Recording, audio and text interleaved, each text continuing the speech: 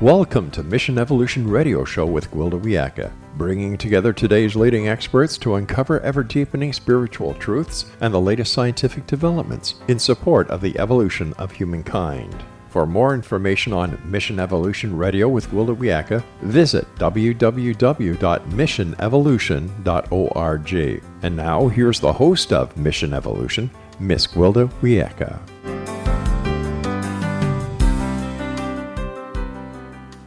Hello, my visionary friends. Thank you for joining us once again on another exciting adventure into future possibilities. This is Mission Evolution, where we share innovative thoughts and information with today's leading experts, bringing evolutionary solutions to today's unique challenges. You are a very important part of this discussion. Email info@missionevolution.org with any comments or questions. We'll address them on the very next show. So take notes, sit back, and enjoy. This hour we'll consider the mysterious fluid nature of time. Most people don't give time much thought, yet it drives every aspect of our lives. Everyone is subject to schedules and deadlines, all relating to time. Time is an interesting concept when we look deeper into its nature. In its most simplistic form, it's the mathematical mapping of where the sun shines on the Earth's surface as she spins in space. Mostly we view time as set and linear. Never mind, we can change it through agreements such as daylight savings. Throughout the ages, there are myths and legends of disciplines that purportedly can manipulate time, such as shamanic practices that can heal the past and impact the future, or meditative practices whereby the practitioner can propel their consciousness into the past or future, and so on. There are ancient indigenous prophecies stating that during the age we are now in, time will shorten. Is time only set because we believe it is? Does it shift and change, jump backward and forward without our noticing? Can time be manipulated or controlled? Given that time has so much control over us, what if someone can control time? As we evolve, can we indeed become masters of time rather than subject to it? With us this hour to explore these important questions is Braschler, an award-winning journalist and former faculty member at Omega Institute. Bon has led workshops throughout the United States and United Kingdom. A lifetime member of the Theosophical Society, he has the author of several books, including 7 Secrets of Time Travel and his latest, Time Shifts. You can find Bon on his Facebook page, facebook.com/VBRASCHLER. Bon, thank you so much for joining us on Mission Evolution. Thank you, Gwilda. It's great to be with you today. So we have some interesting things to look at about time. Let's start out with, what's your educational background? How'd you end up here? Well, yes. So I had a background in newspaper, and I worked a little bit in radio, in the news side. I worked a little bit in television on the camera side. And my background is that I studied communication at the University of Washington, always figuring to be a journalist. And I maintain that I'm still a journalist. I'm just telling stories. I'm interviewing people. I'm reporting what I see and learn. I'm certainly not an expert. I'm not a scientist. I'm not a yoga master. I'm not a shaman. I just report what I've discovered, and in that sense, I write about things. So I had a certain series of odd events in my life, if I may, that brought me here. One day when I went outside to pick up my morning newspaper when I lived on Mount Hood in Oregon, I found not my newspaper, but a book with the cover removed. And it turned out to be a book by Geoffrey Hodgson, who was a New Zealand minister, and it was called A Call to the Heights.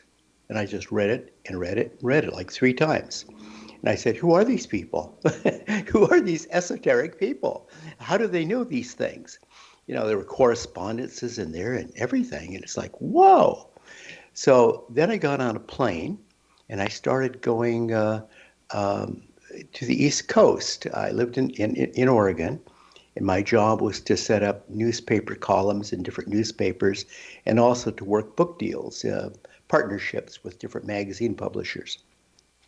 And so I would travel coast to coast, and we would invariably stop to pick up new passengers in Minneapolis.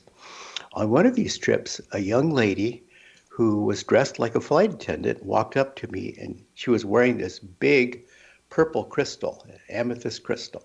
She walks up to me and she says, I need you to move to another seat. And I said, oh no, what have I done? She said, no. She puts me in the back seat where she's sitting. She comes back later and she says, I've changed your meal card.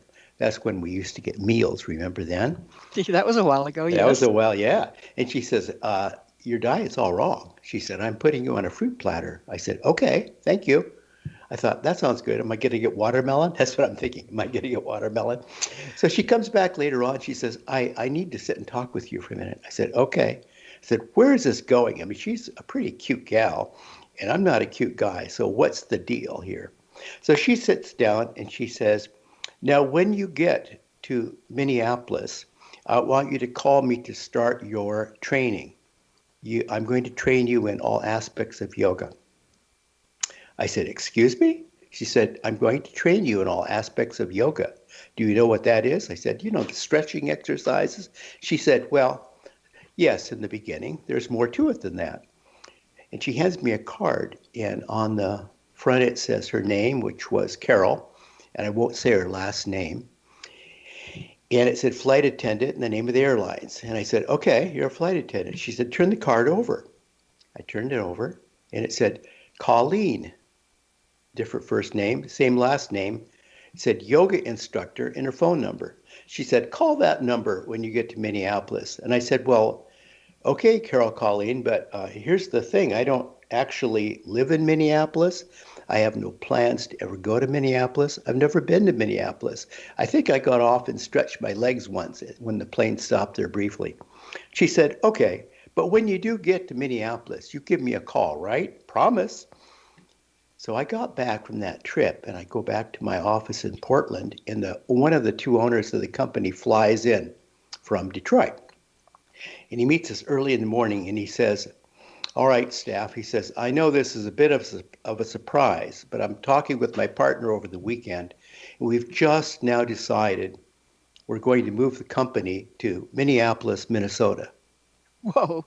And I said, whoa. He said, whoa, indeed, it's a big move. And he says, and furthermore, everyone needs to move. If you're not able to move, or unwilling to move, and that's okay, but I'll have to lay you off at some point. I was the only one of 37 people that moved. And I gave up my cats, my home, my friends, my beloved Mount Hood, and I left. And I thought, I guess I'm supposed to go to Minneapolis. So I get there, and I'm thinking like, Minneapolis. And I look at my wallet, and here's this card from this stewardess, this flight attendant. And I call her, and she says, hello, Carol Colleen. She said, Vaughn, is that you? Whoa. So she recognized you, even it was just a short flight. Yeah. So she trains me. So I say, well, are you going to put me in a class and do stretching exercises? She says, there again, with the stretching exercises, she said, I think you're going to be surprised, happily surprised. So she says, no, you will start whenever you like. I said, well, what days of the week can you do it? Can you only work nights? She said, you pick a time and I'll be there. And I said, now, are these group instructions or private instructions? She said, once again, you decide what you want.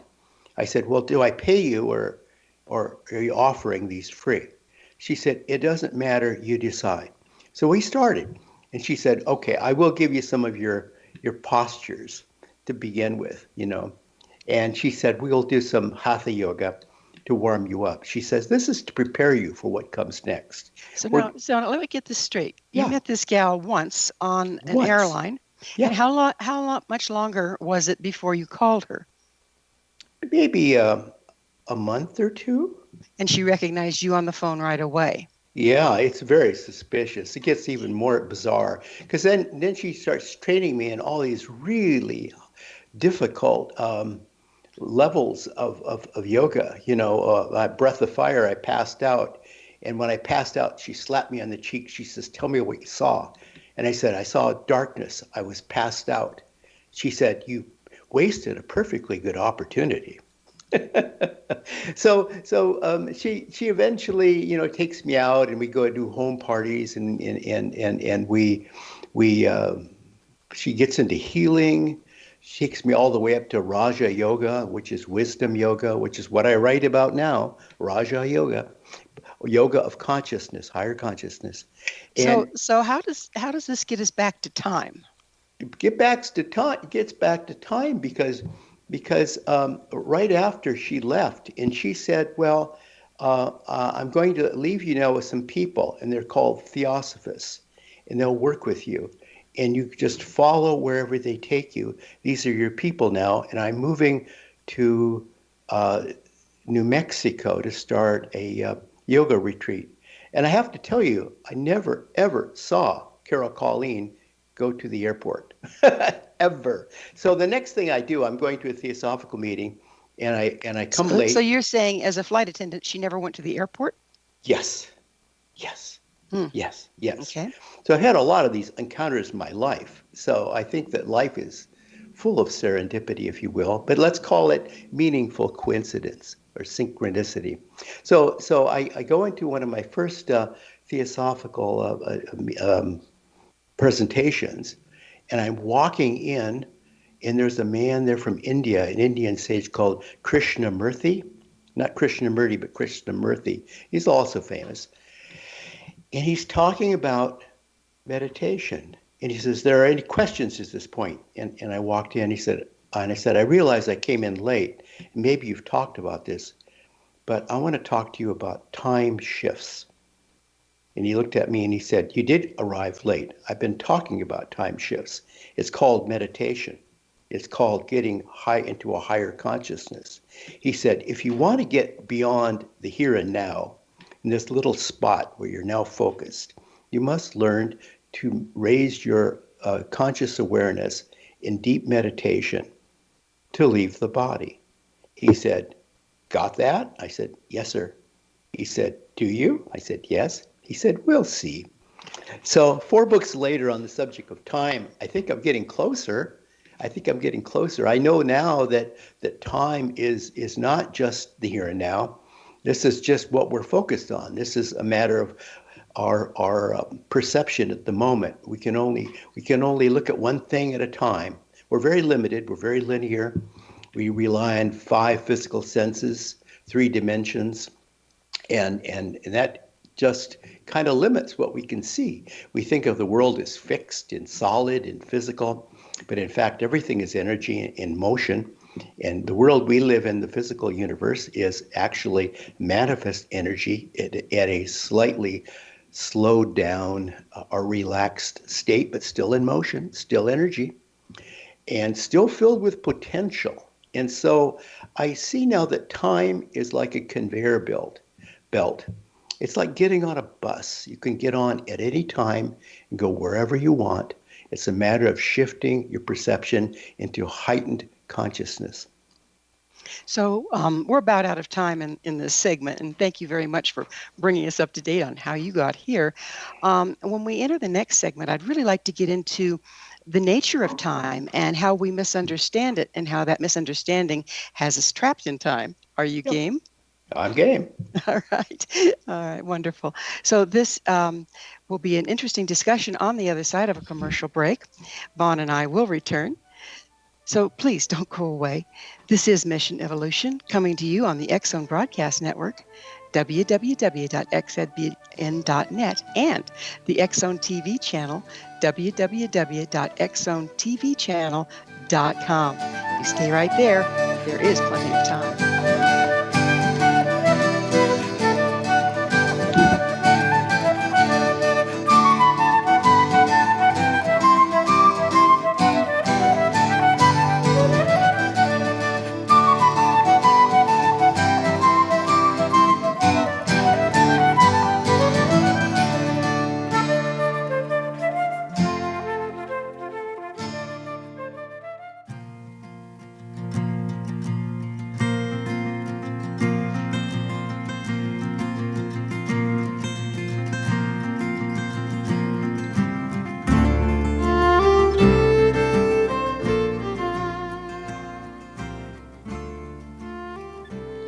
Hello again. This is Mission Evolution, missionevolution.org. To our faithful and thoughtful audience, we really value your opinion and would love to hear from you.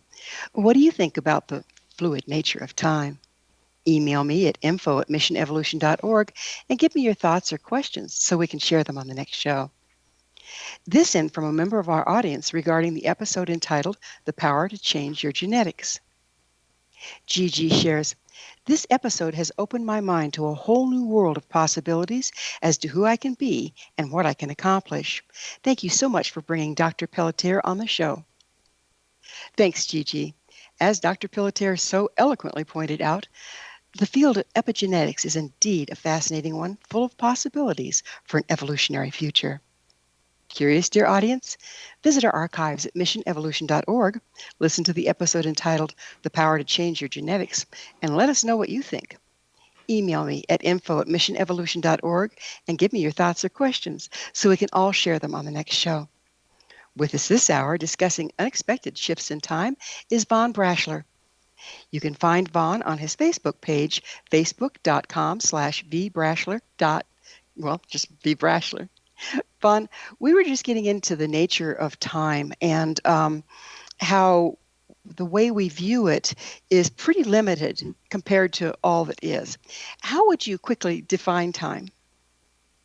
Well, time is as we normally perceive it, is a measurement of change. When change occurs, time we say has passed. And at the outset, you talked about the solar time. Solar time is the way we recognize time. So I would suggest to all your listeners that actually we've all experienced different times. We all live in different time zones. The sun rises and sets in different places. And as the sun strikes us, that is kind of the now moment. The sunlight actually activates all, initializes all, and drives and sustains all of life, if you think about it. And from a mystical point of view, when light descends from the heavens above, then it actually becomes something that we can process and absorb and transfer as living creatures, as all living creatures do. And another way of looking at light is intelligent consciousness or intelligent energy. So, there was this experiment done. There were people in the space station, and they were having this rare event of a massive solar flare. And so they set up all sorts of experiments. And we used to think radioactive decay was a fixed number, except that in the space station, when in the middle of the solar flare, when the ambient frequency rose because of the flare, the decay slowed way down. And that, in effect, is a slowing of time, isn't it? Yes, it is. And so it is a matter of measuring vibrational energy. So if indeed a solar flare can change the way time passes, it's not fixed at all, is it? No, time is not fixed. It's really, time is really, from our perspective, convenience, a way of measuring things. We'll say, I'll meet you at lunch at high noon. We'll get together on the back deck and chat at 6 p.m. We'll all go to work at 8 a.m. We'll all, like that. So this is just convenience. But really, I don't even wear a watch because I know that time doesn't exist. No, it doesn't exist in the sense that we think it does. It's just a convenience. I mean, there's all the time in the world, literally. I mean, there's all the time in the universe at our disposal if we know how to get on this conveyor belt or this time loop and move forward or backward in time. This is simply where we're focused. So our lives are run by intention. Would you agree with that? Yes. Okay. So if we've gone along through our life, time is running along like we would expect it to, and suddenly something makes us totally change our intention, does that indeed change the timeline we're on? Our intention. Attention. Or attention. Intention. Intention. Yes, our intention. Intention. Hmm. Intention. I don't think that well, I don't know. I would, it would be hard, I'd be hard pressed to think how intention affects our timeline, except that, except that if you intend to move forward or backward in the timeline, that would be a matter of conscious intent. How about if you consciously intend to have a different outcome that isn't on the Oh, timeline that you're on? yeah, of course. You can visualize, and so the exercises that I set up, and they're drawn from shamanic, you know, um, experiences, and they're drawn from yoga experiences. It's all setting up visualization, creative visualization, and then you're actually visualizing where you want to go, what you want to see, and you're intending to be in that place in that time with those circumstances, and then boom, you're there. How can you tell, just, objectively or subjectively, how can you tell when one of those shifts has happened? Yeah, okay, that's a really good question. Now, a lot of people probably have time shifts all the time, or time slips as they're often called, and they don't realize it. You know, they say, "Oh, it was a daydream," or "I was having some kind of a vision," or "It was just a flight of fancy or some creative imagination." It couldn't have happened. So there's very little way to establish the credibility of these things. There's no collaboration. It's purely anecdotal. But here, if you think that there's nothing in your memory, your conscious memory of this lifetime, that would substantiate what you've seen and observed, then where did it come from? I mean, it's like Sherlock Holmes. You know, you eliminate everything, and then it has to be what you haven't eliminated. So a lot of people will say, well, now I must have read about that, or I saw it in a movie, or somebody told me about it, or I've seen it before and simply forgot. You know, I mean, this brings up deja vu, doesn't it? I was going to say we're dancing in the deja vu era, aren't we? We And are. with deja vu, I know personally I get really strong ones, and I have at times turned to somebody next to me and said, "This and this and this is going to follow. This is what's Yeah. going to happen next." I mean, it's that accurate. What's going on there? Yes. So in my book, Time Shifts, I look at deja vu and then I expand it to like you meet somebody and you just feel like you know this person and you talk endlessly about where you could have met or how you might have met or you've seen each other or no. Were you ever on television and I watched you? No. I mean, it's like, so you eliminate all that. And then there's a situation where you walk into a room or a setting and you say, my goodness, this looks so familiar, but I know I've never been here before. So then you have to start eliminating. Did I read about it? Did I see a movie about it? Did somebody tell me about it? You know, so, then you realize, oh my gosh, this is deja vu. So also experiences that I've had and some of my students have had, when you really start working with consciousness, okay, there can be times when you get very disoriented. You kind of look around you and you go, where am I? When am I, really, is the question, isn't it? What's going on there? Yeah, you can lose yourself because we're kind of fixed on our physical nature. You know, we like to be inside our bodies. And so I always tell people, if you're going to do this, and I do advocate a deep active meditation where you go outside your body, like they do in samadhi mysticism or the way skinwalkers do in the shamanic tradition.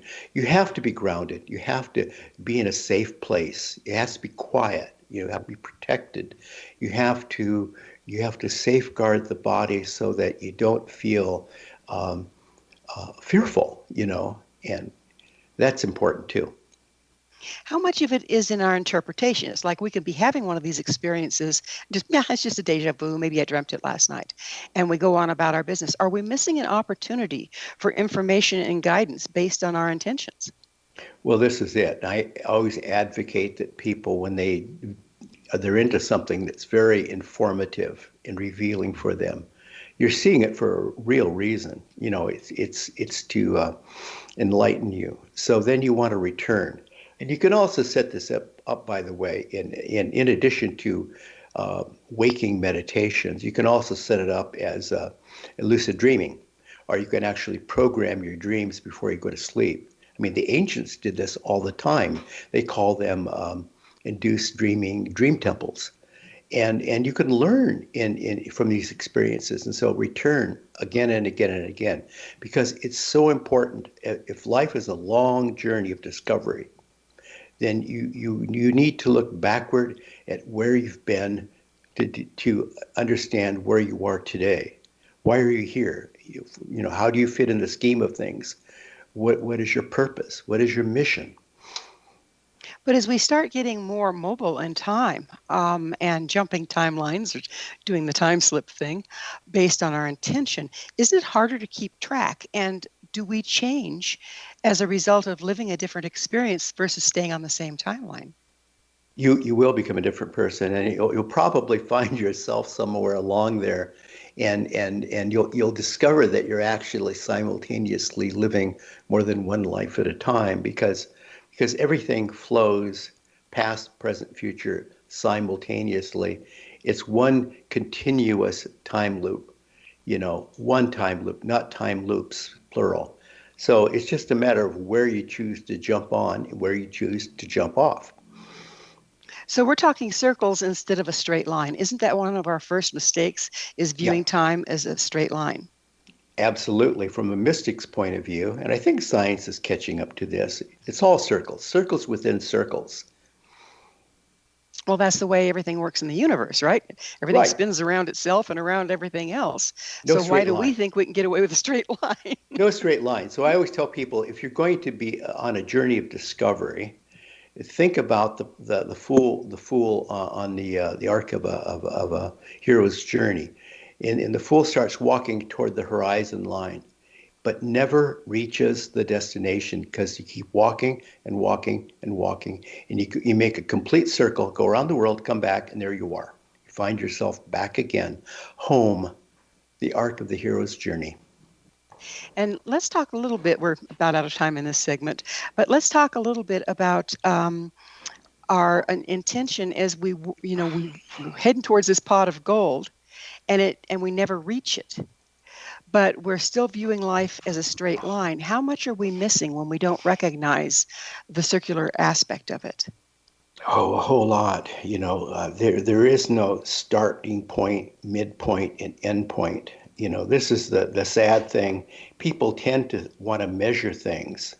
We think we can measure everything. We're like little bugs caught in a spider web. We think if we shake enough and count all the spider webs around us, we're somehow in control. Really, it's much more complicated than that. There's infinite potential here. It's amazing, though, is that trying to be in control by maintaining the view of it being linear, past, present, future, that puts us out of control ultimately, doesn't it? It does. So you sit there and you measure. We live inside little boxes, right? Like Plato's allegory of the cave. And it's like, oh, we can measure side to side and up and down and how deep it is. But we don't know anything of what's outside this box we live in. This is really sad. So you look at people like Ouspensky, who was a colleague of Gurdjieff, and he said in Tertium Organum, he said, you actually need to use meditation to get outside the box. We are boxed in. Well, we'll have to look at that box and how to get out of it on the other side of yet another commercial break. It is time for that quick pause. Vaughn and I will return shortly to our discussion, so don't you go anywhere. This is Mission Evolution, coming to you on the X-Zone Broadcast Network, www.xzbn.net, and the X-Zone TV channel, www.xzonetvchannel.com.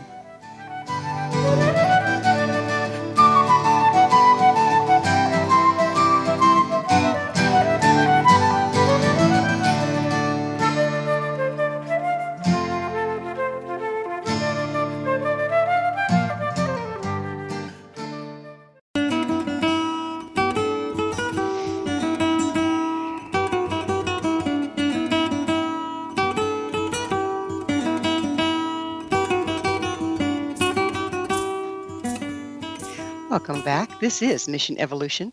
Did you know our entire leading edge information packed past episode collection is available to listen or download with our compliments? Visit our archives at www.missionevolution.org for our ever growing selection of guests and topics. To find out more about me, Wilda Wiecka, and the other things I offer, visit www.findyourpathhome.com. Our guest this hour is Von Braschler. We're speaking about shifting timelines. You can find more about Von on his Facebook page, facebook.com/bbraschler. Von, we were just starting to get into the interesting aspects. Well, time is very interesting all the way around. But let's talk a little bit about the present moment. It seems like all of the traditions, the ancient traditions, have many things in common, but one of them is this adherence to the fact that you need to be present to shift time. You need to be present to access information. You need to be present, really, to be alive and aware of your aliveness. So, what is the present time versus timelines? Well, thank you for that distinction, because I think a lot of people, they stop there and they live in the eternal now. And the eternal now is really timelessness. It is not like now. This is one now, and in a second is another now, and they're all equal. So I think it's a starting point, isn't it? You have to actually stop the world, as Castaneda said, stop the world, and then you have to slow it down. And one of the exercises I always have people do in the beginning is look at a clock and stop the second hand. It's just your perception. You're not going to stop anybody else's time. And once you can reach this now, this moment, this present moment, you can realize the infinite potential to jump off there, because you've stopped the wild spinning craziness of time out of control, or the perception of time out of control.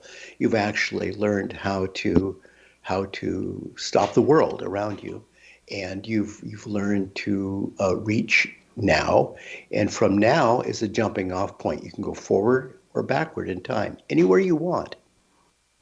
So this brings up another experience that I've had, and I've heard of a lot of other people that have had them. When you're in a very traumatic accident, or you're skiing down a slope and all of a sudden you're out of control and you know you've got to hit that next mogul right or you're done. Mm-hmm. All of a sudden, it's like you'll go slow-mo. Everything will slow way down, and you can shift or turn because you have plenty of time to do it. And yet you're going, 75 mile an hour, 80 mile an hour, trying to avoid an accident or trying to hit a mogul right. What's going on there? And does that change for others or just the person perceiving it? Just the person perceiving it. You're perceiving time on a very individualized level. And I think a lot of people have this experience when there's an accident. Let's say there's a fire, or there's a car accident, or there's some emergency where you need to actually expand the present moment. You need to slow it all down so that every second counts a long, long time. I mean, I've had this experience myself in a car accident, and it's like I had very little time to make decisions, and yet I was able to slow it all down. This is just a matter of personal awareness, or let's say perception. But awareness is really a better term, because I think what happens in a moment like that is we see a shift, a consciousness shift within ourselves. And this is what's shifting. The physical you is saying, oh my gosh, I think it's curtains for me. This is really, really dangerous. And so the internal you, the self within, your true self, your spirit, your soul, your higher consciousness, your eternal life force, this part of you that knows everything and has been everywhere, and it says, well, look, I'm going to take control now. I'm going to shift your consciousness. We're shifting now. Shift. It's like you don't need to set up a meditation. It just happens. That part in you that's your eternal spirit just takes control, and it happens. Yet you say that it doesn't take place in the physical world is a matter of perception. However, I've experienced in a time when time slowed down for me in a traumatic experience, and I was able to physically do things that I would not have been able to do in the normal amount of time that was there. Right. Snatch a falling baby kind of thing. Right. And people around me witnessed that. How did you do that? First the child was falling and then you were holding it. And they didn't see the happening in between. What's going on there? Yeah, what happens is that you've actually shifted your consciousness to where you can now move freely in time. You can actually stretch time or condense time on a physical level. And this is really amazing. I mean, since I've had these odd experiences like the car crash and all that, and where I suddenly found myself at home when I was very, very sick, I've learned to actually kind of slip in and out of these things, so that sometimes when I have very little time to do something, I can do it in like 20 hours of work in like 3 hours. And it's like I can't really explain that because it's like it's non-ordinary reality. And we are capable of stretching or shortening time in the physical if we're able to master our relationship to non-ordinary reality. Yes. So the beauty of this is that when you've had these experiences and you become accustomed to it, it's kind of like riding the bicycle, right? So you become adept at it to a degree to where you can, even in your physical life, shift in and out as needed into these altered perceptions of reality, where time is like almost meaningless. So if we go back to where we started in time here on this episode, we were talking about the power that a person would have over the world and the people in it if they were time masters, if they were indeed in control of time. Could you speak to that a little bit? What would that look like? Okay, people always want to know if you can go back and shoot Hitler, or you can save your grandmother from a terrible moment in her life, or you can go forward in time and save yourself if need be. In a sense, that's kind of wishful thinking. Because I remind you of this, that when you go forward or backward in time, generally speaking, we're doing this in a non-physical reality. That is to say, your energy body is moving forward or backward. To be more exact, it's your energized consciousness that's moving forward or backward in time. Consequently, you'll have a form. So people have popped in and out of odd time lines, let's say. I shouldn't say timelines, but a different point in the timeline. And they'll say, well, you just popped in and you popped out. And yet they could perceive you because you have something like a form. And we have to remember that consciousness, thought forms, have actually form, and they have color. And very often you're looking at an etheric body. So that really explains a lot about ghosts and ghost hunting and everything else, doesn't it? We are the ghosts we seek. That's right. So it's after 2 books on ghosts, I've changed my whole idea that we're very often not looking at the remnants of somebody, but we're looking at a ghostly specter as we normally think of it. But we're actually looking at somebody whose past timeline is now converging with ours momentarily. Or who is bilocating. There's a huge number of practices that deal in bilocation, that deal in, let's just touch into shamanism for a moment. Sure. Some of the basic principles of shamanic healing is soul retrieval. And soul retrieval, by its very nature, is the practitioner goes back in time, finds where a person is disconnected from part of themselves that's now impacting their current life, retrieve the frequency of that and bring it back to the person. So basically, your shaman is a time master. That's They're going back in time, but changing the present and the future in so doing. How does that work? Yes. So we have a long tradition in shamanism of time masters. And the shaman will typically go back in time to meet with, say, the ancestors, or to view conditions and they listen. They go as a witness. They don't go to interact. They don't have arms and legs. They're not physically there, but they're going there in let's say an energy body. And it's true too that the shaman can go forward in time to see what the land is going to be like, what awaits his people, and he comes back as the perfect witness and describes what he's seen with great insight. But isn't that also what the land is going to be like if we don't change direction? Yes, you brought up a very good point, and we're back to our old friend intention, because these three fates in Greek lore, they're always spinning the loom and grabbing everybody's timeline, but you also are going to live the life. And there's lots of things that are variables.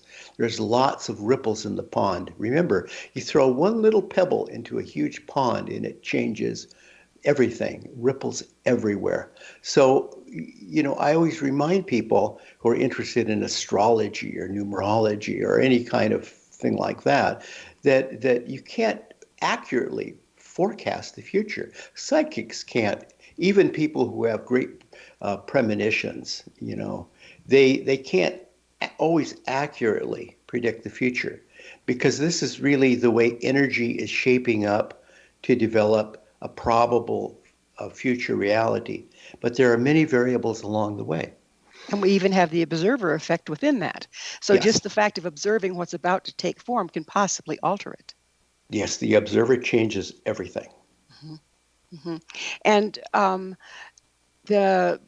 where we have been in that we think of time as a straight line and everything is predestined has really, really crippled us and made us subject to people that say they can read the future. They tell us what's going to happen, and then we make that happen because that's what we believe. Is that what's going on in that one? Well, yes, group thought is a big part of it. Group thought and group beliefs, and then group energy, and then you actually have mass consciousness going in a certain direction, and that creates an energy wave into creating a certain kind of reality. But something can always change it. So when we're looking at group, I'm glad you brought up group. We have a little time to look at it. When you're going into group consciousness, it tends to have more momentum than individual consciousness. Is there a way, if an individual chooses not to go along for the ride, that they can override the tendency to be swept away by the group? Well, I suppose it's the pebble in the pond ripple effect, but I always think of things like the Maharishi effect.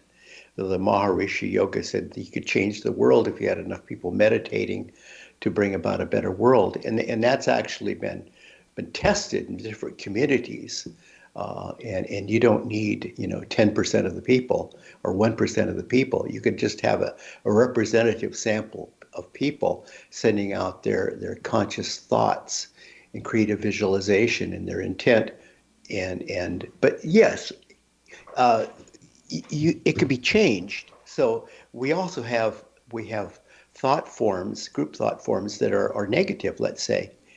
And for example, like the Nazi movement, one dictator gets up and he gives impassioned speeches, stirs up a crowd, but if it doesn't create something useful and constructive and lasting in the world, if it creates disharmony in the world loves circles, not.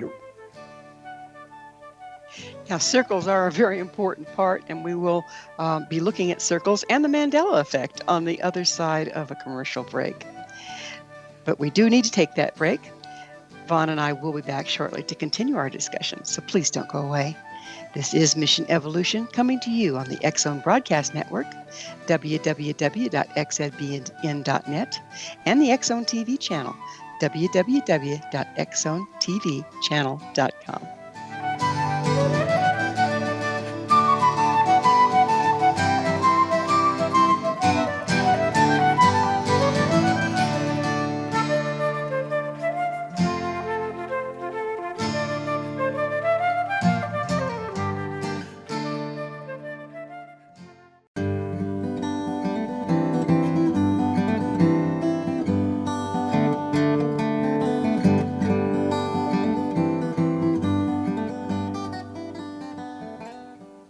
Welcome back. This is Mission Evolution, bringing together gifted people of service to the world.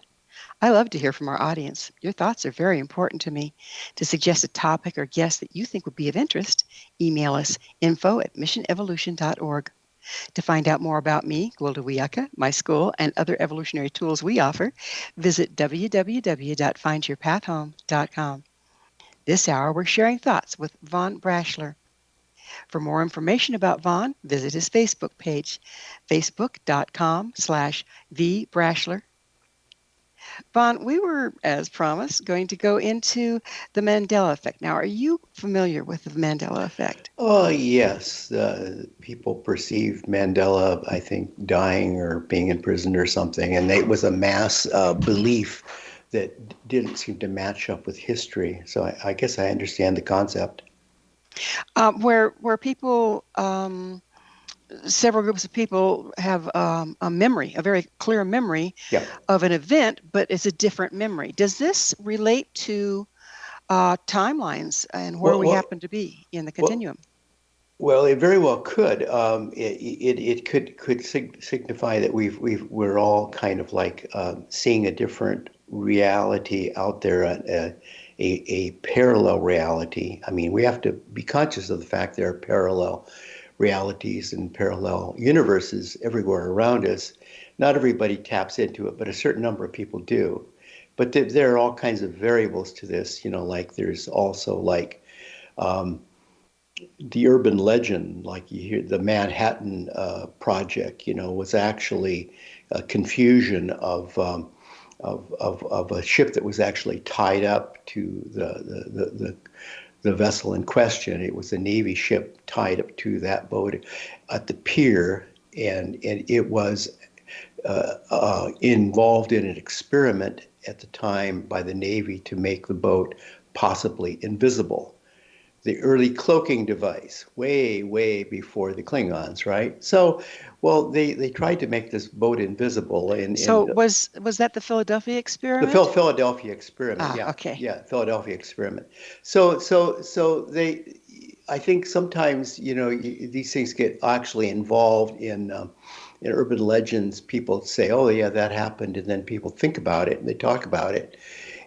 But there's also, various ways of remembering things that we may be remembering from another timeline, another probable timeline that's parallel to ours. Well, seeing as how this show is about evolution, and we've spent 3 segments really covering fascinating aspects of time and how it's not like we've thought, how can we use these new concepts, actually ancient concepts, to evolve as individuals and as a people? How can we use the fluid nature of time to make a better tomorrow?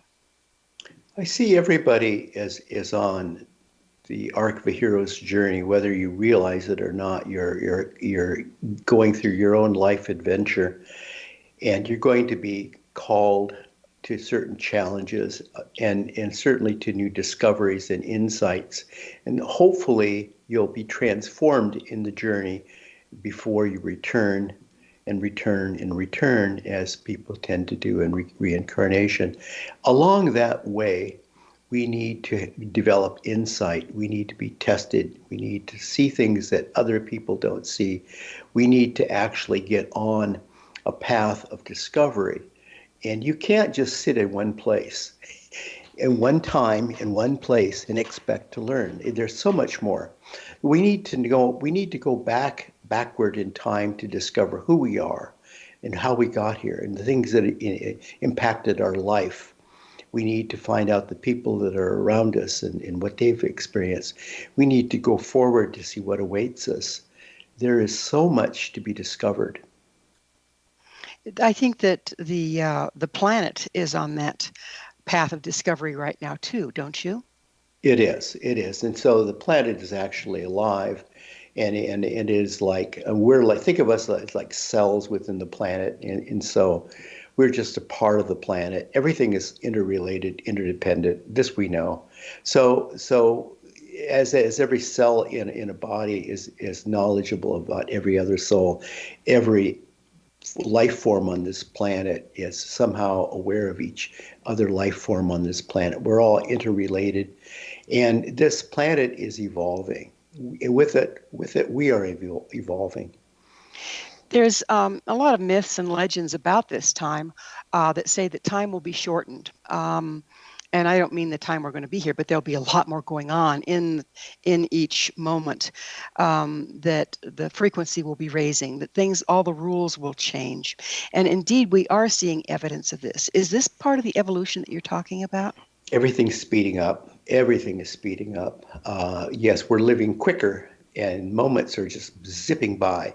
And once again, it's a matter of our personal perception, but it seems to be a shared personal perception that everything is moving quicker. We know that there's actually like a second or so shortened in every year that the world exists now, where things are moving at a different speed. We're experiencing things differently. This is very true. So if everything works in circles, and this shortening of time was mapped and explained actually by the Mayan calendar, among other scriptures and whatnot. But if everything moves in a circle, are we going to then come full circle and slow back down? Well, we're going to evolve. Everyone is so worried about what's going to happen to the world, and I certainly am. I hope it outsurvives us. But, nothing is ever really destroyed. If everything is energy, everything will continue and start a new circle, a new orbit. So it'll be with us. I mean, we might actually live our future lives on a different planet or in a different reality. All that we really are is an eternal life force. All we are is really spirit encased in a body that will eventually have its time limit, an expiration date on every one of our foreheads, like cans in a supermarket, and our bodies will eventually time out. But not so us. Our consciousness, our life force, our eternal spirit will continue. So we speak about past lives. But then you tell me that time doesn't exist. Do we sometimes experience past lives, think of it as a past life, when it's actually a future? Well, it's possible. It's possible. It's hard to. I mean, it's all interrelated, right? So we probably do go in circles. Our lives probably go in circles. People who probably haven't figured out exactly why they're here, what they're doing, which is like most of us, right? We're probably going in circles. So our future is like our past. It's very hard to just determine whether you're going into the past or into the future. I mean, I try to set up exercises where people can focus on going into their past or deeply into their past or into their immediate future or the distant future. But it's really hard to determine where it goes, because your spirit, once it's free, and it longs to be free and leave your body and explore and grow, it goes where it wants to go. It longs for this freedom of discovery and insight. It seems to know more than we do. Yes. Thank goodness. Thank goodness. We need somebody knowing more than we do. So as individuals, it sounds like you're drawing on a lot of the ancient principles to create tools for the individual today to move back and forth in time and get the lessons intentionally rather than spontaneously. Where are you drawing from? What practices are you using? My Bible is the Yoga Sutra of Patanjali. It is a guidebook for higher consciousness. It is the wisdom tradition of yoga. So the first part of Yoga Sutras is like, well, kind of basic yoga. What is it? In the middle part is on mysticism, and there are exercises you can follow. In the third part of the book is on magic, and so I'm involved with magic. At magic, I mean transformation, using energy to form something new. So like alchemy. Alchemy, or if you will, heightened consciousness. Heightened consciousness. That's the end all know all, really, isn't it? That's where the conversation started, and that's where we're going with it, is evolving to a higher state of consciousness. What tools that are time related would you advise the individual to pick up, learn, use to participate in their own evolution at this time in history? Tools. What do you mean by tools? Well, we have meditation. There's various things, like that. Meditation. I always say meditation. So the one constant in all this, whether you're talking about shamans, bodhisattvas, yoga masters, the people in ancient Chaldean, Egyptian, Greek circles who had these dream temples, they all established meditation, deep meditation, every one of them. I mean, can't the shamanic trance almost be seen as a deep meditation, although there are differences? Yes, it's essentially that. How about our dreamscape? Can we use our dreamscape at this time? Yes, and it's the easiest way for most people to learn, to explore your heightened consciousness, your greater awareness, and also time shift. It is the way that in the yoga tradition known as samadhi mysticism, the samadhis would train their novices first to have controlled dreaming, to go into deep trance-like dreams where they seem to experience time and place out of time, timelessness, leaving the body. It's fascinating to me that we spend so much time asleep and dreaming where we aren't restricted to linear time, and yet we only give credence to the time we're awake and are dancing in the illusion of linear time. So being able to access our dreams and start working in that nonlinear fashion that we all experience but we ignore, which is very strange. Do you see that as a tool for evolution? Absolutely. So I highly recommend that people begin to program their dreams and set up lucid dreaming, because it's very informative, and you can actually go anywhere in time and in space and have insightful dreams. And this is a wonderful thing that everyone can do. From time to time, everyone, like time slips, experiences lucid dreams accidentally. But to actually program your dream is something else. How about your daydreams? Are those related here? Can you program your daydreams? Absolutely. This is like waking meditation. So rather than say, "Oh, it was just daydreaming," well, let's plan to have a daydream, and let's actually program where you want to go and when you want to go somewhere. It is possible to have a waking meditation and call it a daydream. Well, we are virtually out of time. Briefly, what's your vision for the future? My vision for the future is that consciousness is evolving on this in our society, and it's going to get better and better and better. And people are going to grab hold of this and learn to control their thought forms and their consciousness. That's a beautiful thought. You have my alignment and support with that one. Unfortunately, we are out of time, Vaughn. Thank you so much for coming on the show. Thank you very much. It's been a real pleasure. Our guest this hour has been Vaughn Braschler. Vaughn is an award-winning journalist, former faculty member at Omega Institute, and the author of several books, including 7 Secrets of Time Travel and his latest, Time Shifts. You can find Vaughn on his Facebook page, facebook.com/vbraschler. Remember, our entire information-packed past episode collection is available for listen or download free of charge. Visit our archives at www.missionevolution.org for our ever-growing selection of guests and topics. This is Evolution with Gwilda Wiyaka on the X Zone Broadcast Network, www.xzbn.net, and the X Zone TV channel, www.xzonetvchannel.com. Join us next time as this mission continues, bringing resources and support to a mysterious, evolving world.